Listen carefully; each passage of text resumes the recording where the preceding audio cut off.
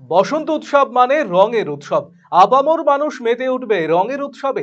ইতিমধ্যেই প্রস্তুতি শেষ। বসন্ত উৎসব উপলক্ষে সরকারি নির্দেশ অনুযায়ী সমস্ত শিক্ষা প্রতিষ্ঠান বন্ধ থাকবে শুক্রবার। তাই কালিয়াগঞ্জের স্কুল পাড়ায় অবস্থিত জিএসএফপি বিদ্যালয় বসন্ত উৎসবের আয়োজন করা হলো বৃহস্পতিবার। একে অপরকে বিভিন্ন রঙে রাঙিয়ে বসন্ত উৎসবে মেতে ওঠে কচিকাঁচারা। পিছিয়ে ছিলেন না বিদ্যালয়ের শিক্ষক শিক্ষিকারাও, এমনকি পড়ুয়াদের অভিভাবকেরাও। বসন্ত উৎসবের শেষে বিদ্যালয়ের পক্ষ থেকে পড়ুয়াদের মিষ্টিমুখ করানো হয়।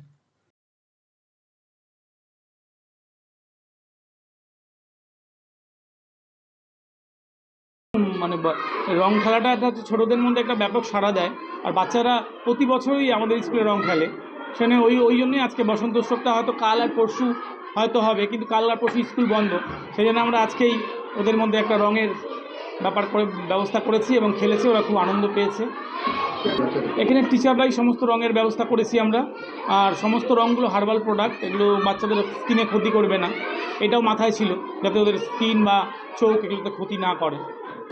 অভিভাবক এবং আপনারাও অংশগ্রহণ হ্যাঁ, মানে ওদের আনন্দ দেওয়ার জন্যই করা হয়েছে। টোটালটাই স্টুডেন্টদের যারা আনন্দ পায়, যাতে ওদের আরও স্কুল সম্বন্ধে আরও আকর্ষণ জন্মে, সেই জন্যই এগুলো করা হয়। রং খেলার সাথে সাথে আর কি প্রোগ্রাম দেয়? রং খেলার সাথে সাথে ওদের খাওয়ার ব্যবস্থা আছে।